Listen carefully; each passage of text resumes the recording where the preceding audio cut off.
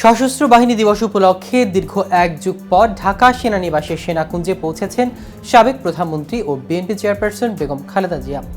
আর তার আগমনে দারুণ গর্বিত বলে জানিয়েছেন অন্তর্বর্তীকালীন সরকারের প্রধান উপদেষ্টা doctor Mohammad Yunus.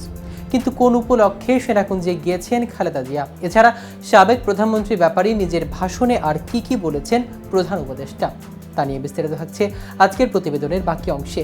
KTV news 24 channel থেকে আপনাদের সাথে আছি আমি মাহমুদ রহমান জিয়াম। সাবেক প্রধানমন্ত্রী ও বিএনপি চেয়ারপারসন খালেদা জিয়া ঢাকা সেনানিবাসের সেনাকুঞ্জে গেছেন।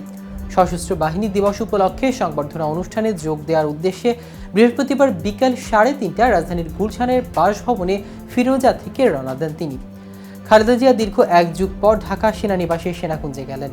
2018 সালের পর প্রকাশ্য কোনো কর্মসূচিতে অংশ নিলেন তিনি।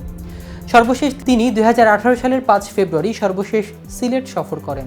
সেনাকুঞ্জের সংবর্ধনা অনুষ্ঠানে প্রধান উপদেষ্টা অধ্যাপক ডক্টর মোহাম্মদ ইউনূস প্রধান অতিথি হিসেবে উপস্থিত ছিলেন। নিজের বক্তব্যে ডক্টর মোহাম্মদ ইউনূস বলেন, শহীদ রাষ্ট্রপতি জিয়াউর রহমানের স্ত্রী বেগম খালেদা জিয়া এখানে এসেছেন। এক যুগ তিনি আসার সুযোগ পাননি। আমরা গর্বিত এই সুযোগ দিতে পেরে। দীর্ঘদিনের অসুস্থতা থাকা সত্ত্বেও বিশেষ দিনে সবার সঙ্গে শরিক হওয়ার জন্য আপনাকে আবারও ধন্যবাদ। আপনার আশু রোগ মুক্তি কামনা করছি। এর আগে গত মঙ্গলবার রাতে সশস্ত্র বাহিনী দিবসে সেনাকুঞ্জে সংবর্ধনা অনুষ্ঠানে বিএনপি চেয়ারপারসন খালেদা জিয়াকে আমন্ত্রণ জানায় প্রধান উপদেষ্টার কার্যালয়ে সশস্ত্র বাহিনী বিভাগ। রাতে সেনাবাহিনীর chief of general staff lieutenant colonel general Mizanur Rahman Shamim এবং সশস্ত্র বাহিনী বিভাগের principal staff officer lieutenant general ASM Kamrul Hasan ওই আমন্ত্রণপত্র বিএনপি চেয়ারপারসন বেগম খালেদা জিয়ার কাছে পৌঁছে দেন। এদিন দুপুর দিকে বিএনপি ভারপ্রাপ্ত চেয়ারম্যান তারেক রহমান, দলের মহাসচিব মির্জা ফখরুল ইসলাম আলমগীর সহ 26 সিনিয়র নেতার নামে আমন্ত্রণপত্র গুলশানের চেয়ারপারসনের কার্যালয়ে চেয়ারপারসনের একান্ত সচিব আব্দুস সাত্তারের কাছে সেনা কর্মকর্তারা দিয়ে যান। প্রসঙ্গত 2018 সালের পর এই প্রথম বিএনপি চেয়ারপারসন প্রকাশ্যে কোনো কর্মসূচিতে অংশগ্রহণ করেন।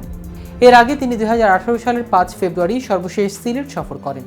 এছাড়া 2012 সালে সশস্ত্র বাহিনী দিবস উপলক্ষে সেনাকুঞ্জে অনুষ্ঠানে অংশ নিয়েছিলেন সাবেক প্রধানমন্ত্রী খালেদা জিয়া।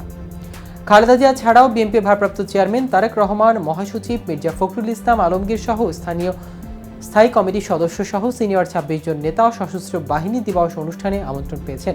2009 সালের পর এবারে প্রথম বিএনপি ভারপ্রাপ্ত চেয়ারম্যানকে আমন্ত্রণ জানানো হয়।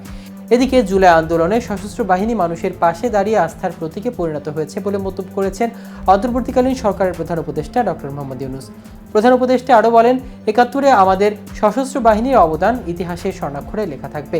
জাতীয় দুর্যোগ দুর্বিপাকে সশস্ত্র বাহিনী সবসময় মানুষের পাশে ছিল। জুলাই আন্দোলনেও তারা মানুষের পাশে দাঁড়িয়েছে। দর্শক, আজ এ পর্যন্তই। সারা দেশের নিত্য নতুন সকল আপডেট পেতে কেটিভি নিউজ 24-এর সাথেই থাকুন। ধন্যবাদ সবাই।